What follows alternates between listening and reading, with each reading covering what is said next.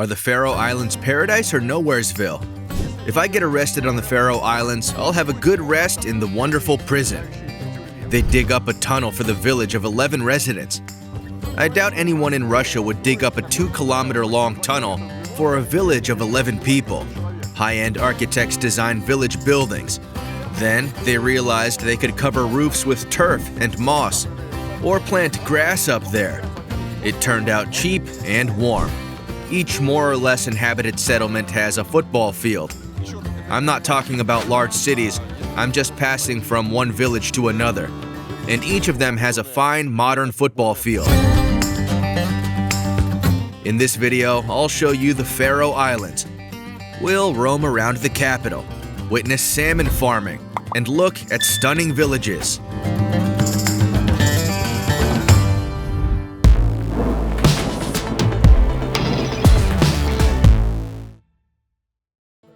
We're blessed with the weather. It feels awesome. That's what I thought back then. My friends, welcome to the Faroe Islands. We're lucky with the weather. I wonder if it lasts long. And here's the civilization. They even have e-cars here. And here's the Faroe Islands sign on the plate. We're not in the EU anymore. Our island trip started with the sheep. Those are nice sheep. In fact, sheep are the main residents of the Faroe Islands. The name Faroe Islands is mainly believed to mean the Sheep Islands. According to various data, there are from 70,000 to 120,000 sheep on the islands. They even outnumber people, who are estimated at a little more than 50,000. Sheep breeding has long been the main engagement of the Faroese people. It still plays a big role here. It's not only about nice sweaters they knit from nice sheep wool. Sheep helped the islands with Google Maps. Google employees wouldn't go here to create Google Street View maps. In the end, Faroe Islanders found a solution and put the cameras on sheep. As they kept roaming around the island, the filming turned out perfect. That's what I call high-tech breeding.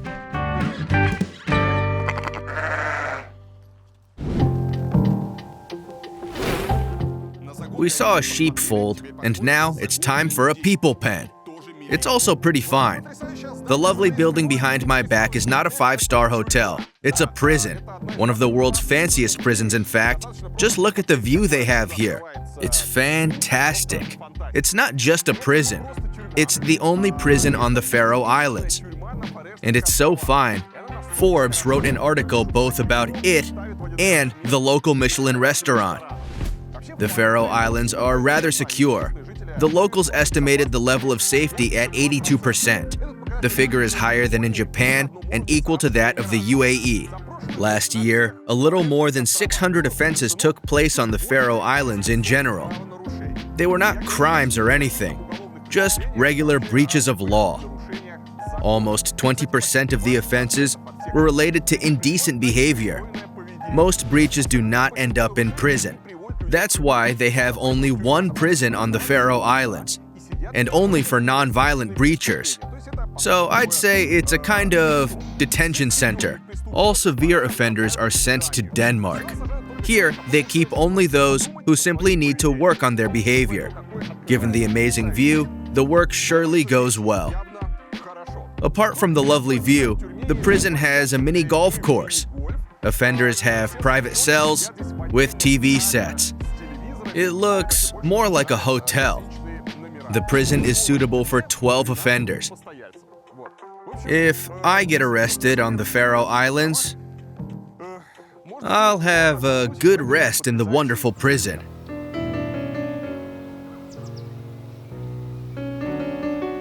Those are the prison cells or prison huts. It does look like a hotel. They live in the black houses. The white ones are public spaces. A canteen and a place for rest, you know, for working on your behavior. You see, there's no fence, no window grids or anything. You may actually leave the place anytime, but no one would do that. Living with such a view, it's fantastic. And there's no one to be seen. I'm not sure anyone's inside. There are several cars, but no one gives a damn about me and my camera. While I'm still unfettered, let's have a look at the Faroese capital, Torshavn.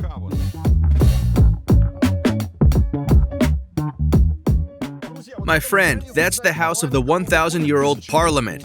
The local parliament is called Lagting, and they say it was first assembled in the 9th century.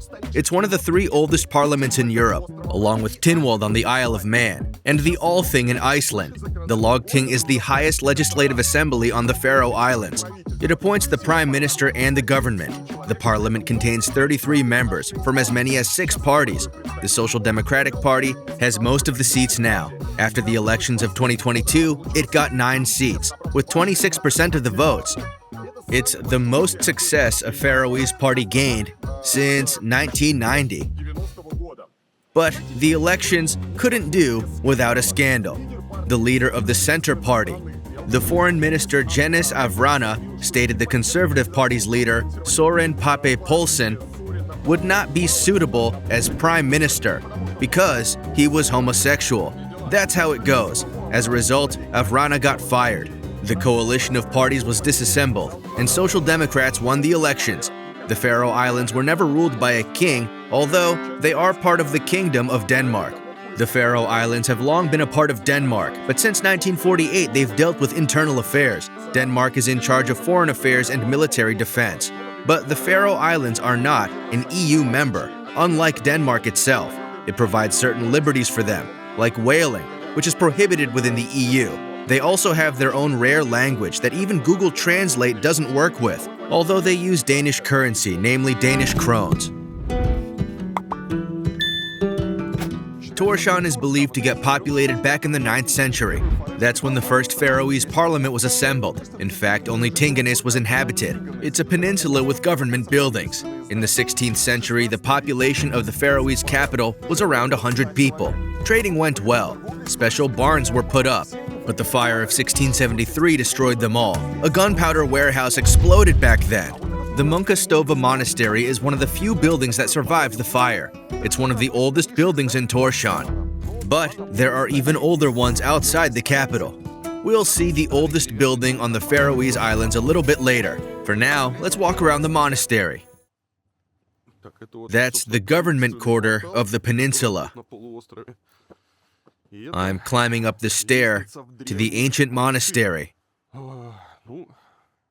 It looks like a dead end. I'd definitely say the guys are totally fine with glass units. They surely feel good about that.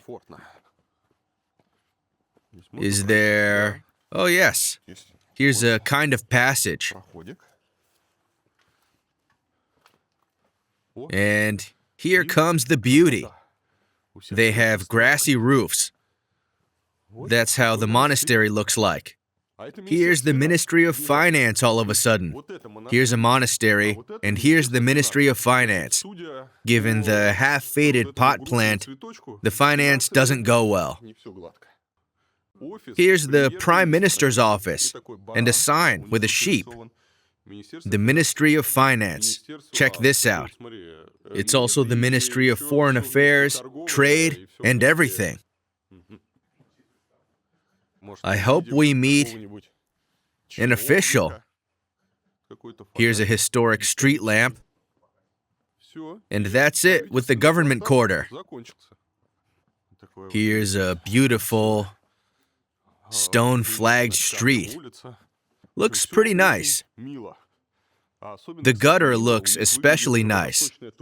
It's wooden. The gutter is made of wood. I've never seen anything like that before. Every day is a lesson of life. Check this out. All of the gutters are wooden. Here's a wooden pipe for rainwater with a wooden gutter. It's amazing. You see, all roofs are covered with grass and moss. Those are narrow streets. It's wonderful. Like in a fairy tale.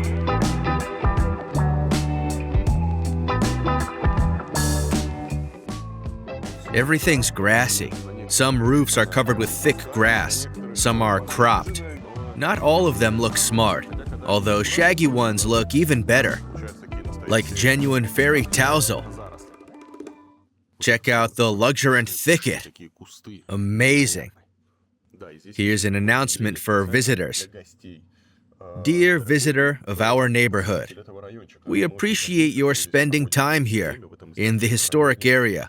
We'd like to remind you, the area is our home. We lead a private life here. We kindly ask you to respect it. Please don't step on the lawns, as we arranged pathways for you. Then everyone will feel better. I guess the residents of the lovely area got tired of tourists. Check out the nice plate. It's the city's oldest district. Please respect the privacy of the residents.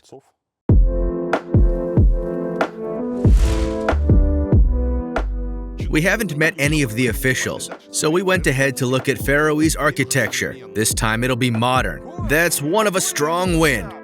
The lovely moss-covered building is called Nordic husen, meaning the Nordic house. In Faroese, it works as a theater, a library, and an exhibition hall, a kind of Faroese cultural center. It was built in 1983, 1 year before my birth. Look at how lovely it is. 158 architects took part in the design competition. In the end, it was developed by Norwegian and Icelandic architects. The Nordic house's design is supposed to remind of an elf hill from local legends. The roof is covered with turf. That's typical for Faroese traditional houses. They used to cover their roofs with turf because there's no wood on the Faroe Islands, and each building was a problem. For a long time, Faroe Islanders used to ship detritus as building materials. But then, they realized they could cover roofs with turf and moss, or plant grass up there. It turned out cheap and warm. Now, they still pay tribute to traditions. It's not necessary to cover the roofs with moss or turf anymore. They keep doing it because it looks nice and tourists like it. And as tribute, of course. Traditions are very important for the islanders. They take care of traditions on the Faroe Islands. Their capital, Torshavn, was named after Thor, a Scandinavian god. Irish monks are believed to have been the first to settle in here. Scots followed them, but neither remained here in the end. It was Vikings who anchored here. The Faroe Islands were their junction between Scandinavia and the colonies in Iceland, Greenland, or even in America. Until the late 14th century, the Faroe Islands belonged to Norway. Then it reigned together with Denmark. In the 19th century, Danes became the sole rulers.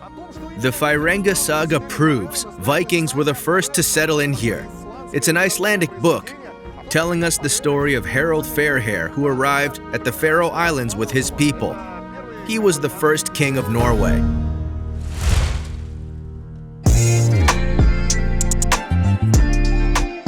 This time, we met no Vikings on the islands, but we found plenty of good architecture. One more example of modern design is the glass building called Glacier. It means glacier, and it does look like a glacier, especially if you're a bird flying above it. The interesting point about the building is its transparent walls. Everything's made of glass, even the gym. Everything's transparent and very lucid. Looks amazing. You know, we're in the north and it can be gloomy. Such airy and light buildings look especially lovely here. The only problem is that it's closed. I want to come in, but sadly, I can't. All I can do is look at it from the outside. That's how the entrance looks like. It's a collage. They have a collage, and here's a separate school building with a playground out there. Everything looks as it should. Here's a music studio. All classrooms look more or less the same. Nice, transparent rooms with good equipment and furniture. Here are the rest areas. Everything looks clean and neat. Amazing. That's what surprised me about the Faroe Islands. You may think you arrived at the edge of the world, with only 50,000 residents, but the standard of living is incredibly high. They have a 2-Michelin-star restaurant and lots of other good ones with hot cuisine. There are nice hotels. That's how their schools look like. The locals drive expensive cars. It's not the edge of the world. It's a real paradise, surrounded by lovely, splendid nature. Here's a school and a college. It stands on a hill, overlooking the splendid bay and the neighboring islands. It looks magnificent.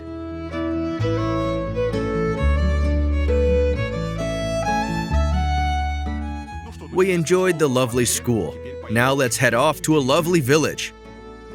Here are the black houses with red window panes and grassy roofs. Here's one more interesting point. It's not just a wooden house. It also has a magnificent door, and it's a historic house. The house behind my back is another historic landmark. It is believed to be the oldest wooden house in Europe. In fact, it's not that simple. Various sources disagree about the exact year of construction. Some even believe it was built in the 11th century. The local museum owners believe it was built in 1300, not in the 11th century. The house surely doesn't look the way it did in the 11th or in the 14th century, as it looks brand new. There may be footing stones or something like that, preserved from that time. The house we see now is brand new. People live in it. They arranged a museum inside with historic household items, showing how it looked a while ago. Travel guides claim it's the oldest building in Europe. It attracts lots of tourists, helping the locals earn money. They also believe the house related to the local convent. Its ruins are also exhibited in the museum. The house must have been a convent school. Some even believe the King Sverre of Norway studied here. On top of that, the oldest Faroese document was written here. It was the sheep letter, written in 1298. That's weird. If it was built in 1300, then how come the document regulating sheep breeding was written here 2 years earlier? Everything's complicated, but tourists like it. A ticket costs 50 krones. Here's a peculiar, beautiful door. It may not look new, but it's definitely historic. You see, the metal thing is worn down. How's it called? Hinges? You see, they're worn down, with only some parts left. Maybe it's the parts that are dated back to the 11th or 13th century. But I doubt the wooden part is the same as it used to be back in the day. Let's leave the idyllic village and head off to Klaksvik. It's the second largest town of the Faroe Islands.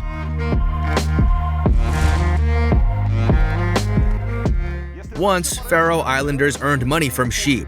Now they do that from fish. Up to 90% of Faroese export consists of fish products, and equipment, including ships. Who do you think is their main customer? It's Russia. Almost a quarter of Faroese export used to go to Russia before the war. The sanctions and counter-sanctions caused by Crimea annexation haven't affected the Faroe Islands because they are not a part of the European Union. After the war in Ukraine started, Faroe Islanders supported the sanctions and prohibited Russian ships from entering their ports. But the prohibition does not affect fishing ships. They keep using Faroese seaports up to 190 times per year. You know how they say, Russian warship, go f*** yourself. But as for Russian fishing ships, welcome to the Faroe Islands. The thing is, since 1977, the Faroe Islands have cooperated with the USSR in fishing. In exchange for using their seaports, they have access to fishing in the Barents Sea. This summer, Faroe Islanders declared they would introduce restrictions for Russian fishing ships. Since then, they have accepted only the ships that follow the fisheries agreement. They may as well offload only 100,000 tons of fish in Faroese seaports, opposite to the 400,000 they did before. As for fish, we couldn't do without famous Faroese salmon. Let me show you where it comes from. That's how a salmon cage looks like. On the Faroe Islands, they breed it in the sea. The thing is huge. This part floats in the sea. They put up a net here and up there so that birds don't offend fishes. And one more net down here. I guess it's like 50 meters across. That's one of a floating shit. Here they have special devices to weld plastic pipes together. They put them together and weld them up to form a kind of ring. Then they send the thing afloat and tug it all the way to the farm to breed salmon. Those are the things the salmon grow up in. The main problem about such devices and farmed fish is that they use tons of chemicals, antibiotics and stuff, to prevent fish diseases. You know, there are tons of fish inside, and each disease can turn into a plague. That's why they put plenty of antibiotics inside. Farmed species are believed to be less healthy than wild ones. They have lots of such farms here. Literally every bay has these floating things for fish farming. Then you'll find the fish in stores with a sign, "Imported from the Faroe Islands."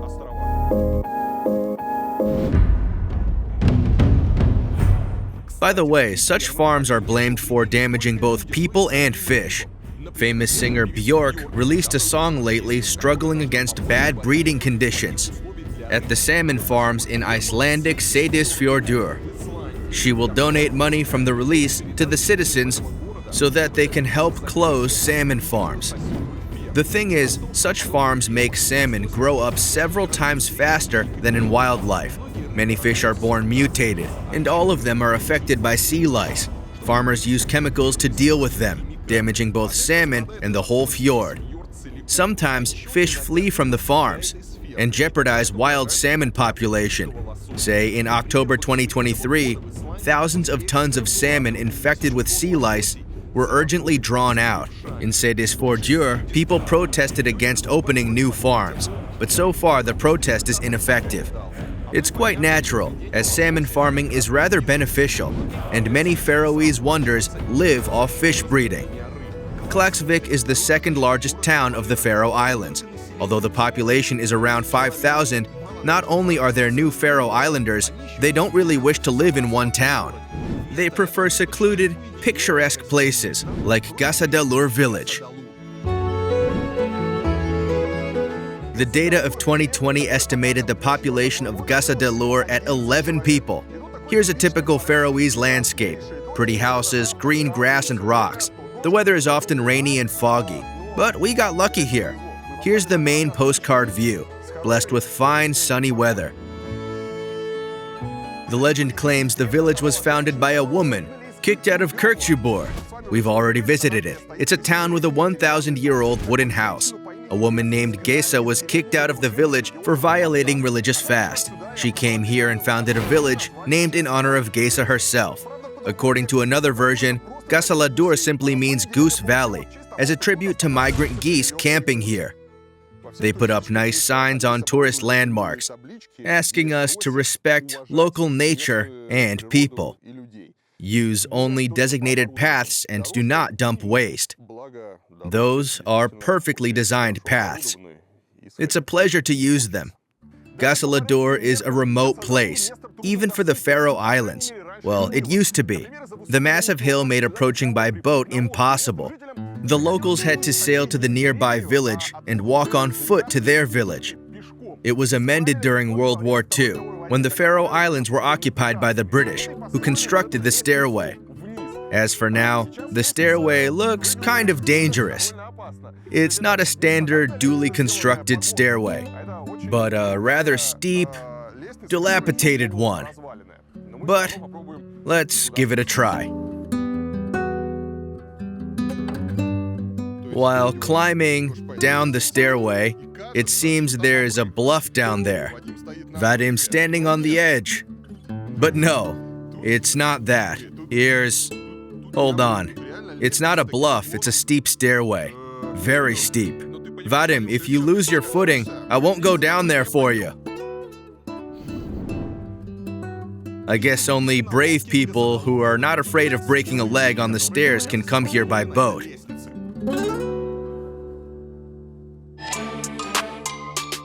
Screw the boat. Back then, it was impossible to come here even by car. Gasadalur is secluded by mountains, and you had to cross them on foot, as driving was impossible. Only in 2003, they opened a pedestrian tunnel connecting Gasadalur to the neighboring village. In 2006, it was also opened for cars. I doubt anyone in Russia would dig up a 2-kilometer tunnel for a village of 11 people. But Faroe Islanders went for it and made the road trip more comfortable. The Gasadalur tunnel may have not only been for the villagers to feel more comfy, but also for tourists to enjoy the wonderful waterfall.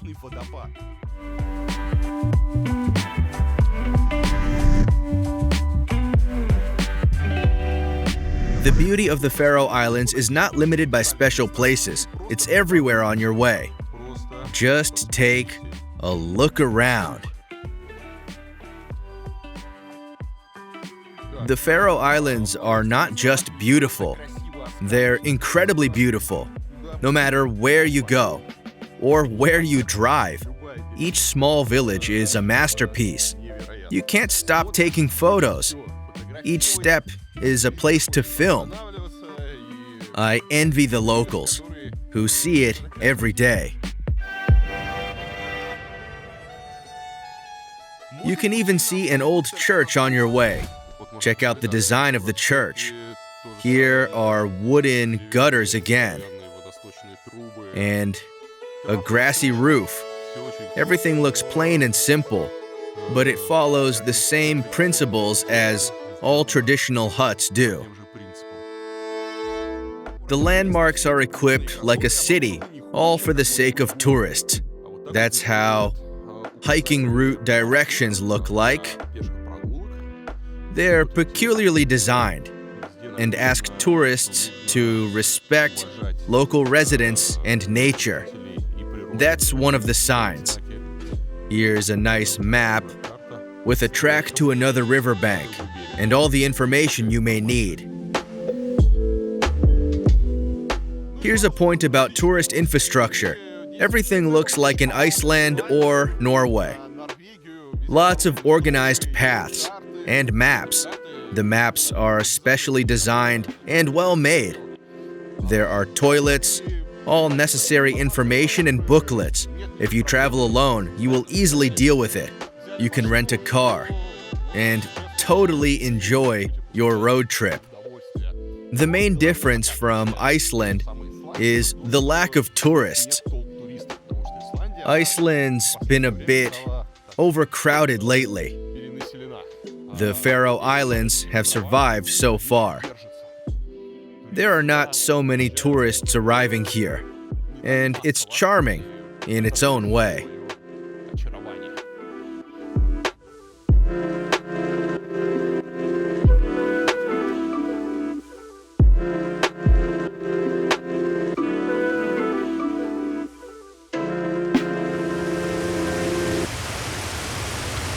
Let's have a look at the village council.